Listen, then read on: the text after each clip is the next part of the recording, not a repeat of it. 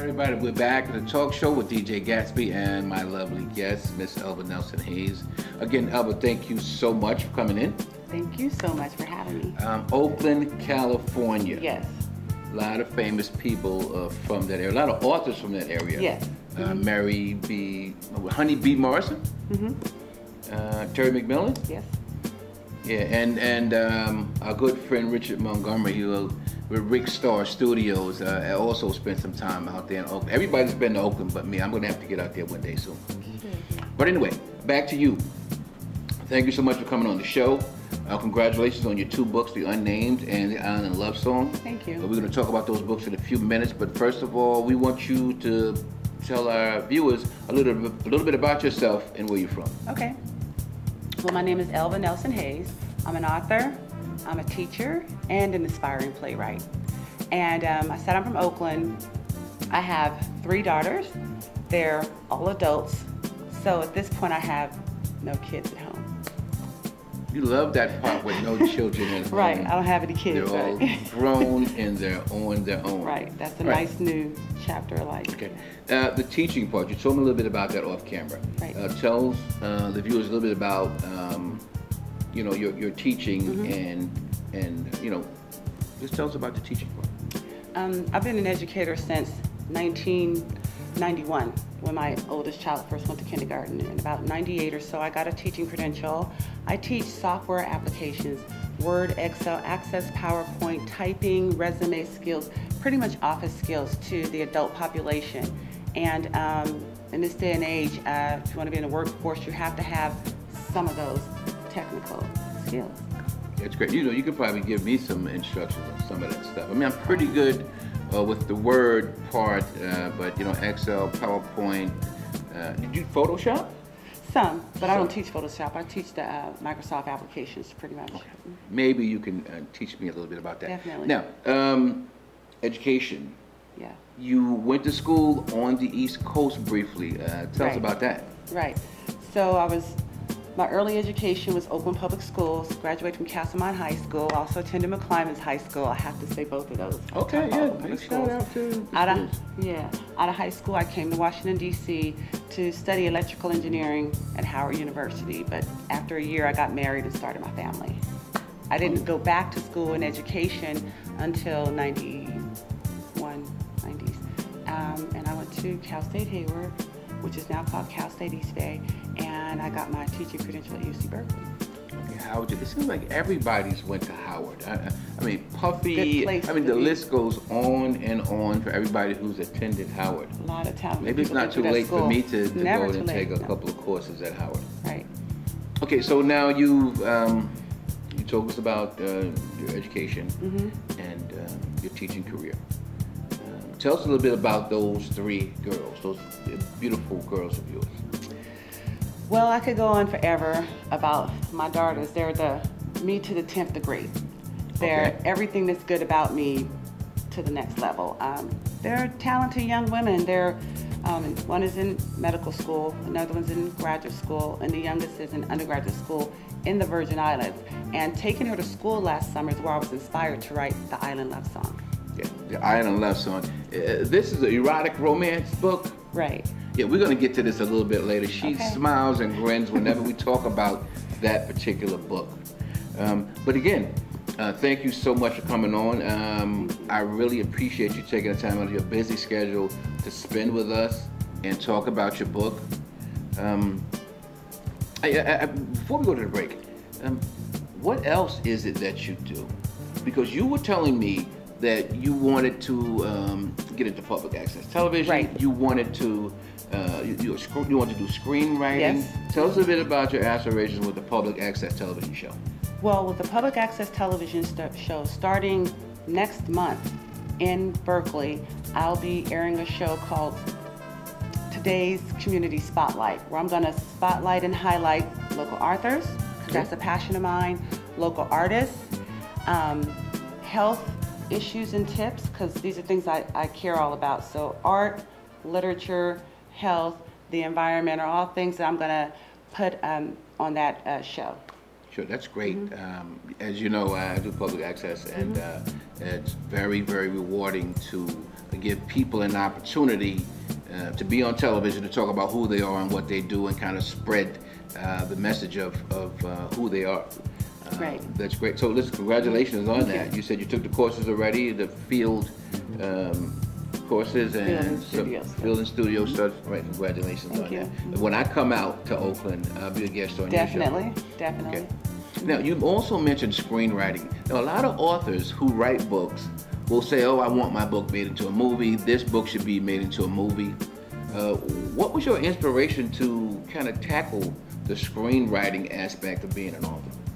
Just another level of writing. I've always felt that The Unnamed, my first book, was a good story, and I've actually already formatted The Unnamed into 3 different plays or screenplays. So that book could actually be a trilogy of movies or films or plays. And that story, I feel like The Unnamed, that story needs to be shared because it's got a lot of universal family issues that need to be addressed, that people deal with from all over the world. Okay. So for all you aspiring movie producers or who produce plays, Elva is ready. She has a great book and screenplay. Yes. And is an aspiring screenwriter. Okay, we're going to take a break. We're going to come back in a few minutes. We're going to talk more about Elva's 2 books, and then a little bit about some other things that she may not want to talk about, but you guys know who I am, and nothing's off limits when you're getting interviewed with DJ Gatsby on the talk show. So we'll be back in a few minutes with Miss Elva NelsonHayes from Oakland, California, to talk about her 2 books, The Unnamed and The Island Love Song. All right, we're back with the talk show with DJ Gatsby. We're still here with the lovely and talented author from Oakland, California, one of my favorite places on the West Coast that I have yet to visit. She loves it so much, is always talking about it. I'm gonna get out there one day soon. But we're talking about her first book, The Unnamed. Yes. The title kind of threw me off, but after you explained to me what the book was about, the title made sense. Right. So before we start talking about the book, let's talk about you and how you came to write this first book. It's a very interesting story. Okay. So I'm from Oakland, California. Sure. I'm a teacher by trade. I've always written stories, told stories, made up stories, and I've always told the stories that are in The Unnamed. It's fiction, but it's got a lot of real life issues. It reads like an autobiography. And if I had written a true story, that would have, an autobiography, that would have been my story. Okay. Now the title, The Unnamed, what does that mean? Because it's about a person or about people who are misnamed. Explain exactly what that means. I called my first book The Unnamed. The main character, the protagonist, Opal, is given the wrong name at birth by her feuding teenage parents. When you say the wrong name, the wrong last name. The wrong last name. Wait, so she's not given her real father's Exactly. name. She's given the last name of another man. Exactly. Okay. And this is an issue that happens over time. It's always happened, and people all over the world that I've met can relate to. I always run into someone who can relate to being named wrong, unnamed, or being left unnamed. And I call it The Unnamed because if you're not named right, it's like not having a name. Yeah, we talked about that because a lot of times women will they'll give a child the last name of the man that they want them to have, not necessarily the father. We talked about Jerry Springer, The Test, and all these other shows, Maury, where women come on to have a DNA test to determine who's the actual father of their child. But these children are already named and already have the last name of a man, and that may not actually be the child's correct name based on who the father is. That's correct. As in the story, the mother, Opal's mother, Ruthie, does not name her after her biological dad. She has no doubt who the dad is, but sometimes women don't know who the father is. Sometimes that comes from a place of anger, or sometimes that comes from a place of hurt or abandonment, and which is how the mother feels as a pregnant teenager in this story when her boyfriend says, "Are you sure it's not my baby? Can you name it after someone else?" And then she catches him having sex with her best friend. So she just turns her attention towards the man who pours his attention on her, even though she's already 6 months pregnant. Yeah, and that's just one reason why women will name their children after somebody else. Either they don't know who it is, or they just choose to not name the child after the father. Okay, we're going to get more into that. I want to ask you about the book. Now, the book is very interesting because it's titled Unnamed. It's about a young lady who's doesn't have the correct name of her the correct last name of her father, but there's no pictures of the characters on the book. So explain the cover to me.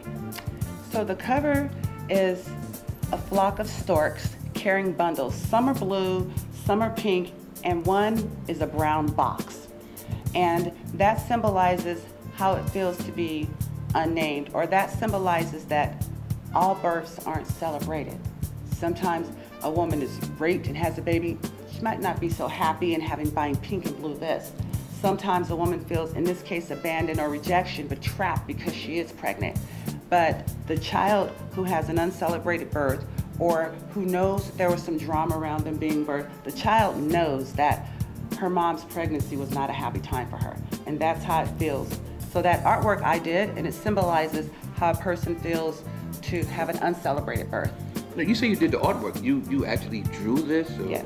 What is it, watercolor or pastels or paint? How did you actually do this? These are watercolors, and I painted it on a canvas. I just did a sky background, some trees, and then the birds, and then bundles. Wow, that's another passion. I like to. That's another talent that we didn't even know she had. So you actually paint. Right. I do some global art that I call universal art, insomniac art, or one love art. Wow, that's fascinating. All right, now I want you to take me to the point in the book where the character Opal actually finds out, or is curious about the fact that she very well may not have the correct last name or know who her father is. Right. Now, take us to that section of the book. How does that unfold? That unfolds in the chapter called "Where's My Daddy?" And at this point, the protagonist, Opal, is 4 years old. She has a younger sister who's 3 years old, and she actually has an older brother who's 6. They all have different fathers. Her younger sister, Karen's daddy died. And the mom said, "Karen and I are going to a funeral. Her daddy died." And Opal's like, "Oh, can I go?" And it's like, no, you can't. She doesn't have a father. Right. She wants to. And then at this point, she asks, "Well, if I can't go, I'm going to go to my own daddy. And by the way, where's my daddy? Who is he? Is he dead?" She throws those questions out at her mom at once. And at that point, she's about 4 years old, and the mom has been rehearsing how she's going to answer this question. So that's a defining moment in the book now. Yes. That's when she realized, or the mother realized, that her child is about to find out that she's one of the unnamed. Right. The child's a preschooler. The mom had for 4 years, the girl's 4 at this point, rehearsing what am I going to say to my daughter when she finally starts asking about her daddy. And so she gave her mildest version if she could. Some truth, some fiction in there. But it was the version she felt telling her daughter, and it was what her daughter came to believe. She pretty much told her daughter that the man she was named after was not her dad, but that man wanted to be her dad. Okay. And that the man who really was her dad didn't want to be a dad. So she named her after the person who wanted to be a father. But shortly after him accepting the role of daddy, he was shamed out of it because everyone in the neighborhood knew that that wasn't Opal's father. Yeah, furthermore, that's another. Not I'm going to cut you, but that's another part of the book when the father realizes that he's not the dad. Well, he knows he's not the dad, but the world knows now. Like everybody knows that Right. it's the sham. He lied. The mother lied, and now Opal knows.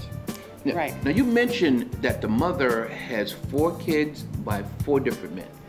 as the story goes on, Ruthie has 4 kids, and I like to say she has 4 children with 5 baby daddies.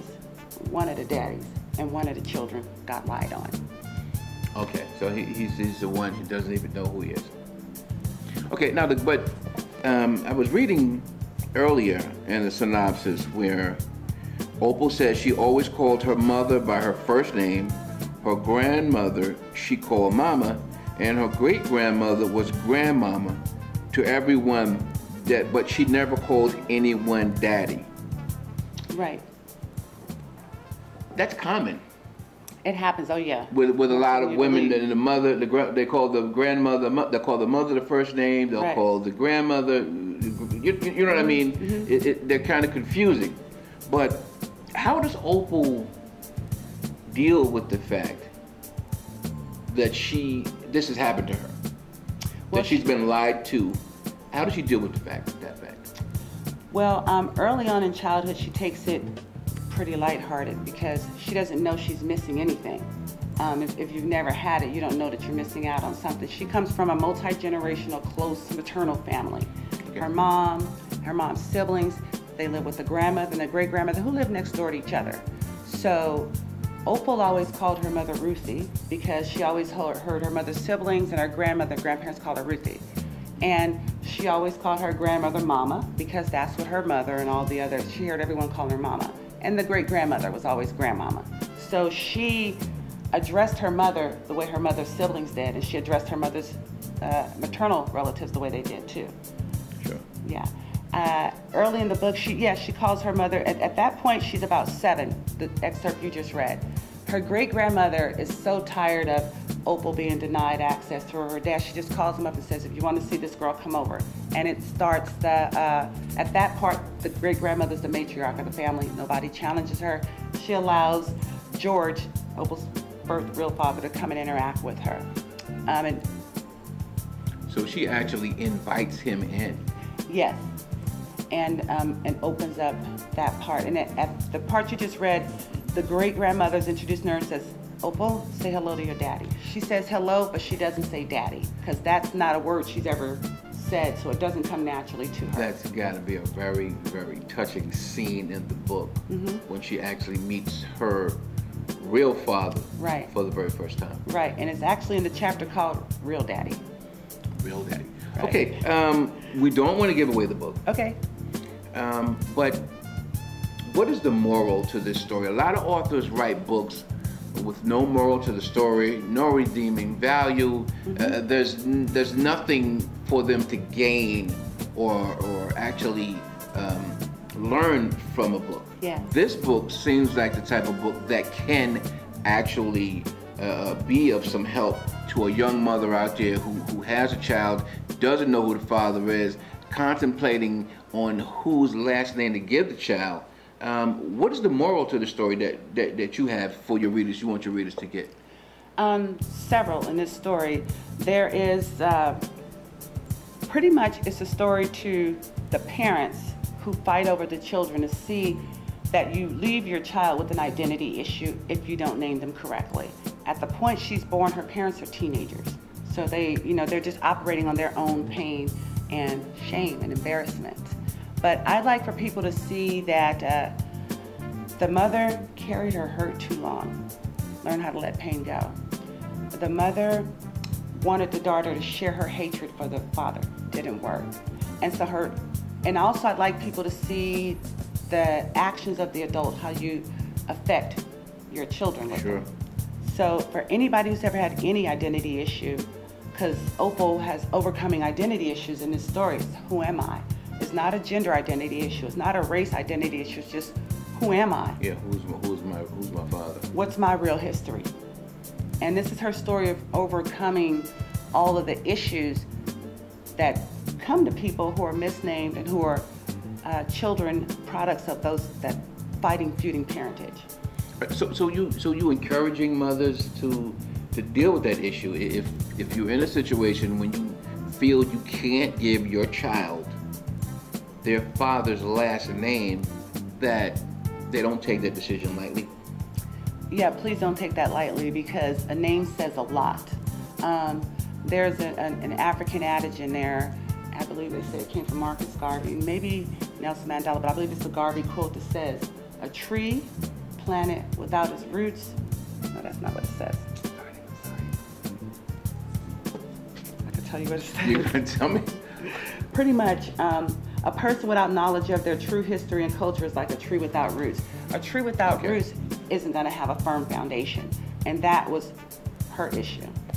Wow, that's it. We're going to end with that quote right there, because we're going to come back and talk about your other book, The Island Love Song. All right, so it's DJ Gatsby. We're here with author Elva NelsonHayes. Just finished talking about her book, The Unnamed, great book about a young girl who grows up not knowing who her father is, and she actually comes to terms when she confronts her mom about who her real father is. So we'll be back with Elva NelsonHayes and more of the talk show in just a moment. All right. So tell us a little bit about the main character in The Island Love Song, erotic romance. Tell us about Skye's erotic romance in this book. Okay, the main character is Skye. She's a fashion designer. She designs clothes for tall girls. She's a tall woman herself. Okay. She's got an internet boutique that's done very well. She's a new empty nester, and so she's traveling the world for fun. And she's psyched herself up into thinking that, oh, she doesn't need to have a relationship. She don't need to be in love. Life is good. She's successful. Nice kids, nice house. She's just going to travel the world. But that's a facade. She's really a lonely lady who wants attention and affection. Okay, so how does she go about finding it? I mean, a romance is a romance. Erotic romance is just a little more detailed. Yes. But how does she go about finding romance, traveling the world? I mean, what about her workplace? What about her, friends in her community, in her neighborhood? Yeah, well, she's self-employed, so she doesn't really meet men in her particular workplace. She meets people in her work environment all the time. She just does not have a relationship. And even in this story, she's not looking for romance. It just actually finds her. But she's just convinced herself, like so many women do, oh, well, I don't have a guy, I don't need one, life is good regardless. So she just focuses on the things in life that she can control that are pleasant, like her career, her family, and now her travels. Okay, so she's not really looking, but she's traveling and she's open. Definitely she's open to it, and she's not looking for it. Actually, the man in the character, Cleveland, she met at a business conference. He's a mentor, and they became friends and just pretty much tried to keep it PG. But in the story, they evolve into an erotic romance. Okay, listen, all right, so Cleveland. Yes. That's my man already. Cleveland's the man. You done met a beautiful woman, businesswoman, unattached, single, looking for affection. So what happens? Cleveland makes the move on her. She makes the move on Cleveland. How does it, They're business partners or business associates and friends. They only met once at that conference, but they talk all the time. And they're really cautious to keep the PG guard wall up, even though they're clearly physically attracted to each other. Yeah, but they don't want to, they're trying not to cross that line. They're trying not to cross the line. Separate business and pleasure. Right, and she's just very happy that he's receptive to her, gives her a lot of attention, they talk all the time, she totally appreciates that. He's very surprised that she doesn't have a man and is like very happy to be that person who's there for her emotionally. Right, all of that sounds good. Yeah. But it's an erotic romance. Right. So, I don't want to say take us to the bedroom, but take us to some intimate encounter. Ooh, okay. Where they on the beach, they're in the hotel, they're on the yacht, they're in the Mile High Club. Where do they actually consummate, this erotic romance in the story? I know you want to tell the story, right? But just give the viewers a little bit about at least where, Okay. It takes place. Okay, so they're friends. They keep it PG. He winds up on the island with her. And so then they started hanging out, and they are snorkeling together. And actually, she's really having a good time. She's fascinated with the ocean and nature, the fish, and they actually underwater collide into each other. And that's really the first time they physically touch. Okay. And then that accidental collision turns into intentional coupling, and they just start touching each other, and they kiss. They're out snorkeling in some exotic island. Exactly. and they just happen to touch each other. And that's all it takes for the electricity to start. Right, that's enough right there. We're not going to talk about no more. Once again, it's a talk show with DJ Gatsby. We're here with Elva NelsonHayes, author from Oakland, California. We talked about her book, The Unnamed. We just talked about the island love song, erotic romance. Elva, before we close, let everybody know where they can get the books, where they can contact you, and become a fan of your writing. You can find the books, if you're in the Bay Area, at either the Marcus bookstores in Oakland or in San Francisco. You can find the book in several libraries in California. If it's not in a library, tell your local library to buy a copy of The Unnamed. You can find that book online, Amazon.com, BarnesandNoble.com, but you can only get autographed copies online at ElvaNelsonHayes.com. You can buy the books on my website. You can find me on Facebook, Elva NelsonHayes, Twitter, Elva NelsonHayes, and on Instagram, Miss Elva, MS_LVA. All right, there you got it. ElvaNelsonHayes.com to get all the information about her, the books, see how Cleveland makes out with Skye. I think Cleveland's going to do well in this book. And also about the Opal and the book, The Unnamed. Once again, you've been watching the talk show with DJ Gatsby. Don't forget to watch us on Comcast, Channel 99, Verizon, Channel 11, in Charles County. And also watch me on youtube.com/DJ Gatsby. You can follow me on Twitter at DJ GatsbyX. You can also find me on Facebook at DJ Gatsby and Jeff Gatsby Wilson. Also, I'm on Pinterest, Tumblr, and Instagram, all at DJ GatsbyX.